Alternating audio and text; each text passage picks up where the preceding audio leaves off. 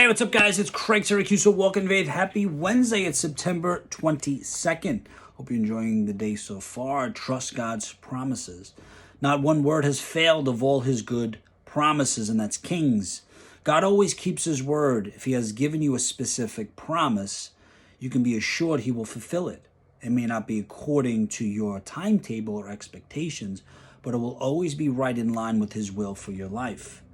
Many times people become disillusioned with God because they are not actually see him at work. They realize that he is leading them in a certain direction, so they trust him, walk closely beside him in faith, and believe that he will fulfill his promises. But when nothing changes, adverse circumstances arise or conditions move in the opposite direction, they panic and give it the thought of defeat.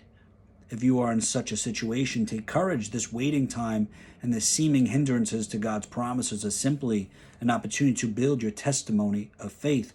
The Lord has not failed or forgotten you. He is simply operating in the unseen, working everything out in a manner too wonderfully for words. Therefore, rest easy. He has never gone back on his promises and never will. His fulfillment is coming. Praise his name. Father, I know you will always fulfill your promises to me. Therefore, I will wait for you in hope. Amen. In his presence, trust his promises. So as I'm reading this, there's so much that is sort of going on in my mind. But the first thing is you have to understand is, have you discerned that it's really his promise and not your own sort of personal agenda, or not a deal that you made with God? Because that is the first mistake that we make. We say, God placed this in my heart, but in the end, the true agenda is really not of God. It's of our own selfish behavior, that I said, well, God, this is what I want, but I never actually prayed about it. So I'm waiting for something to happen, but it was never really the promise of God. Because like it says in here, God will make a promise and he will never break it. The difference is that he does not work in the same time as we do. When I do something or expect something, I want it immediately. That's what society tells me, right?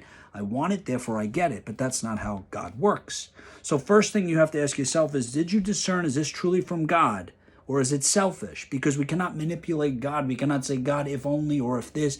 We have to make sure it's truly from God. Remember, he's not Santa Claus. He's not going to give us everything that we desire. It has to be according to his plan, his purpose. But yes, during that waiting time, during that season, the adversity, the voice comes, the enemy comes and says, if this was truly from God, it would have happened already, and that's when we give up. So that is our testimony. And when it happens, it will always be the right time. And if it doesn't happen, remember, a door opens or a door closes. It's still the hand of God.